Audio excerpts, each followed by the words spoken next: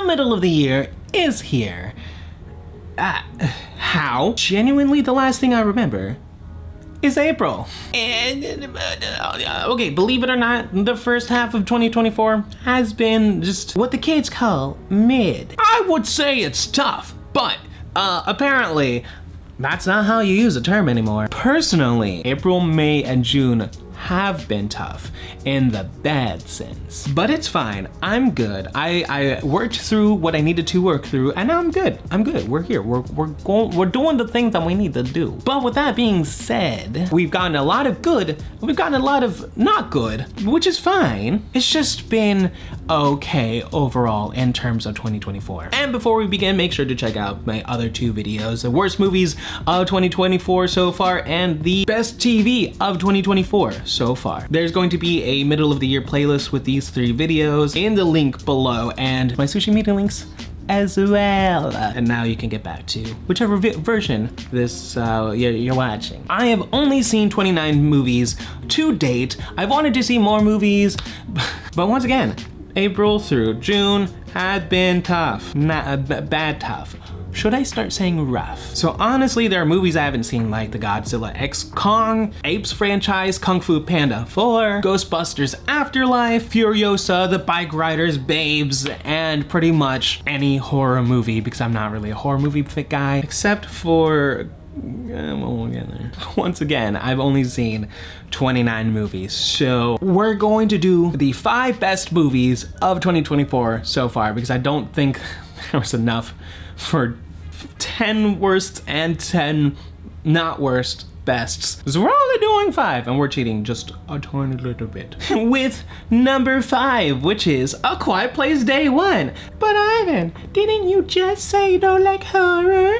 Yes. However, I don't think A Quiet Place Day 1 is horror. Wait a second, that makes no... I enjoy thriller, I enjoy drama, I enjoy intensity, but like, I don't know, monsters don't seem like very horror to me, even though they are the crux of horror. And ironically now, I kind of want to go back and watch like the old, like classic horror movies. Horror movies that are not because they're thrillers, because they're mystery. I like those, but this involves a lot of goodness. I loved Quiet Place 1 and Quiet Place 2. I think I like Quiet Place 1 more than 2. However, Quiet Place Day 1, in my opinion, directed by Michael Sarnowski and starring Lupita Nyong'o and Joseph Campbell, and I saw it in IMAX, so was fantastic. But I give this a 9.2 for a reason. Honestly, I heard a lot of people did not like this movie, and I think it's only because I don't think people got the point of the movie. Yes, it's sad, but at the same time, none of the marketing told you exactly who this individual was, but this person is dealing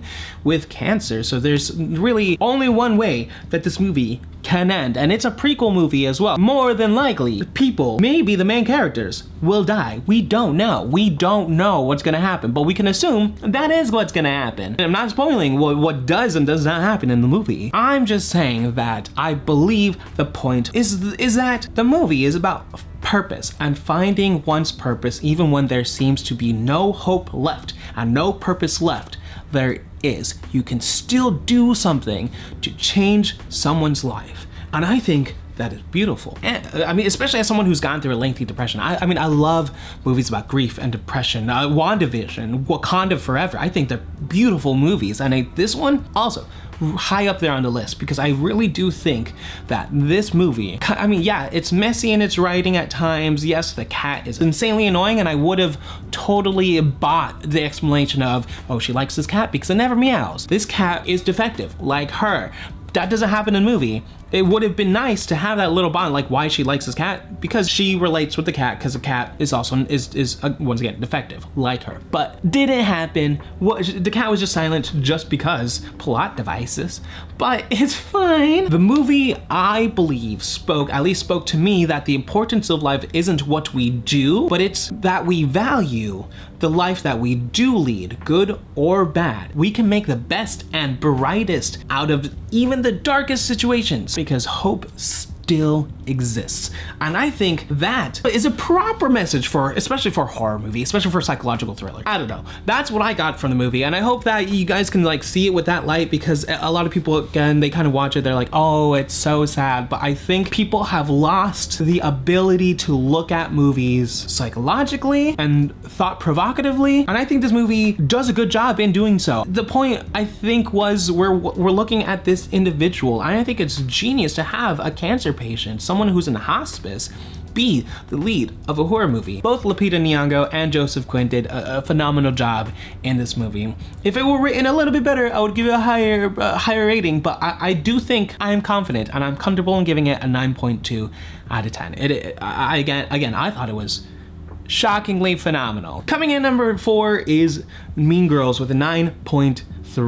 This is directed by Samantha Jane and Arturo Perez Jr. Now, this movie is a bit divided, and that's legitimately only because it's a generational circumstance. The older generation, I feel they wanted something more from the movie. They wanted a different story, I feel, and so a lot of the complaints I'm hearing is that it's the same story, there's nothing new. No, there is. This movie is just adapted for today. I mean, this is how you adapt movies, really, because when you remake movies, but you change the entire thing, it's only that movie in name only. It's what Simon Pegg was talking about with Dawn of the Dead, Zack Snyder's version, how it's just Dawn of the Dead in name only. It becomes disrespectful because you're just using clout from someone else just to bolster your own movie. Like, call it something else. Like, have confidence in your own art and your own ability. And I fully agree with Simon Pegg with this one. So in that case, Mean Girl, it's not necessarily the exact same story. It has the same elements, yeah,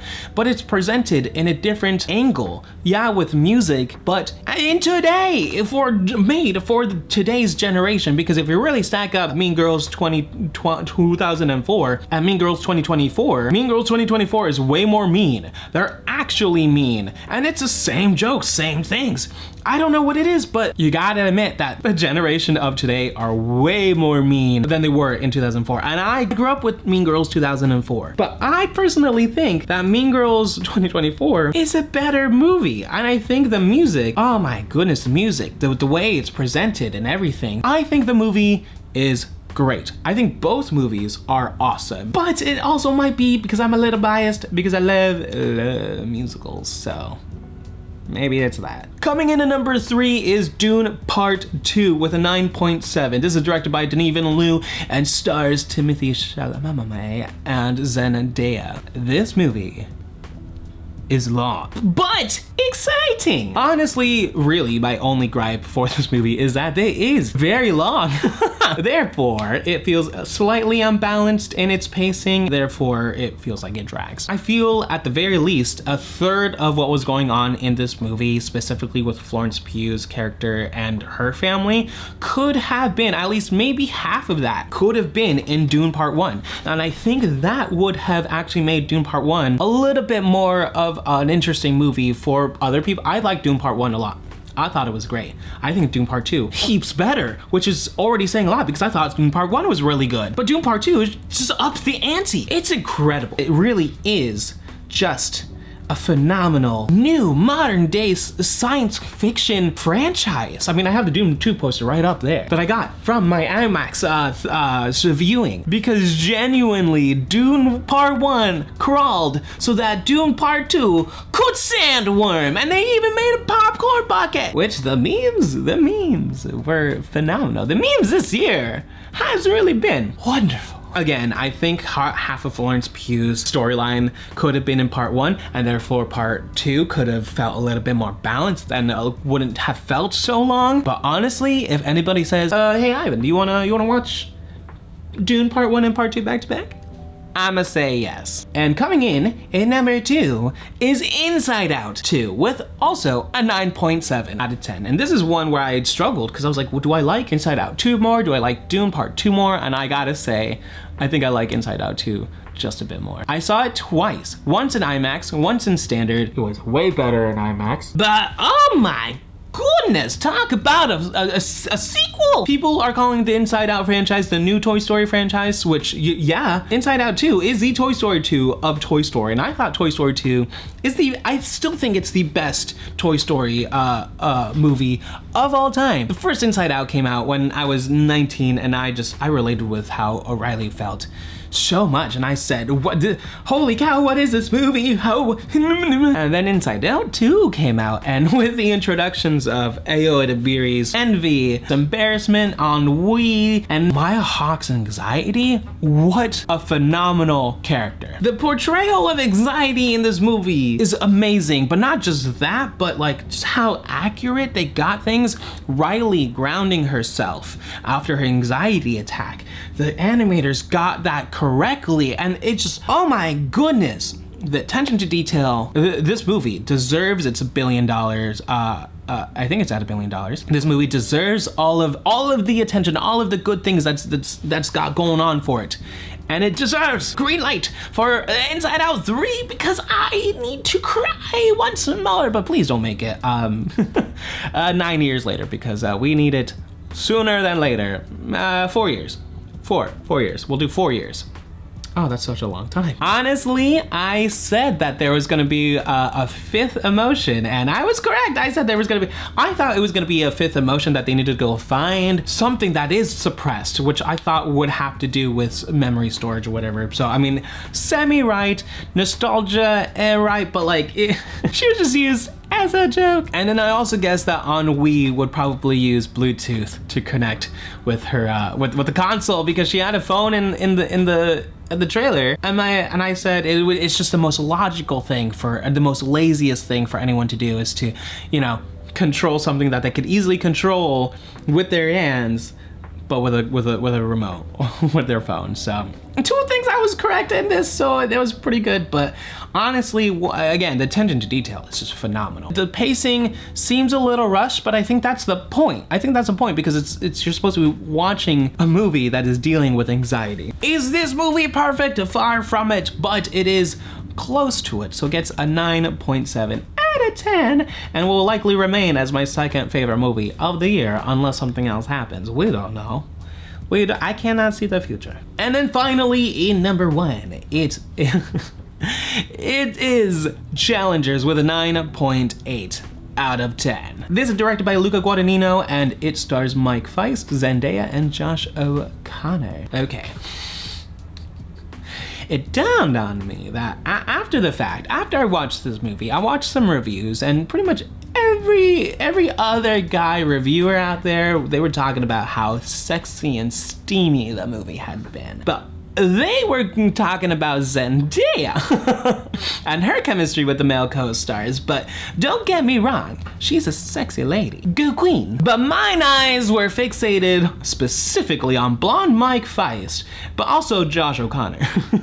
Because honestly, the movie's electrifying steaminess actually comes from their chemistry and their interactions and their friendship, because clearly it's a will they won't they, but it's not between any of them and Zendaya, it's between each other. And it's that whole jealousy, I think, that the movie presents. It's a deeper level of psychology, I think, because I think the movie is, for me, with as much tension that there was in the cafeteria scene when they were talking about Tashi's and Patrick's relationship and sex life. It was almost sexually charged in and out of itself. The testosterone was just, it was just oh my god, just make a please moment. And I kid you not, not typically into movies like this, but because it had to do with tennis, and it had to do with psychology, and it had to do with so much more than just sex, more than just relationship. It has to do with how one plays their life as a career. And it really presents that idea of, are you living or are you working? Are you working towards a life? Are you working towards a career? What do you value most? And are you intermixing them both? And Tashi was clearly intermixing them both and using both Patrick and Art together. I think, honestly, I really do think that they do realize who they truly love by the end of the movie. And I once again, the movie was impressively just stunning on a writing perspective, on a filmmaking perspective. Honestly, I would give this a 10 out of 10. I'm just reserving the 2 points for the end of the year. So we'll see We'll see how it goes. But for now, Challengers is getting a 9.8 out of 10, and it is truly the best movie of 2024 so far. So that was it. That was the best 5 movies of 2024 in my opinion. So let me know in the comments below what you thought. Let me know your list, and my Sushi Media links are in the comments down below. Is there any recommendations that you would like to give me? Because if there are, I will do my best to watch them. Actually, I will watch them. We're just gonna go with I will. Once again, my Sushi Media links are in the description below, and I will see you next time. You've just been Montified.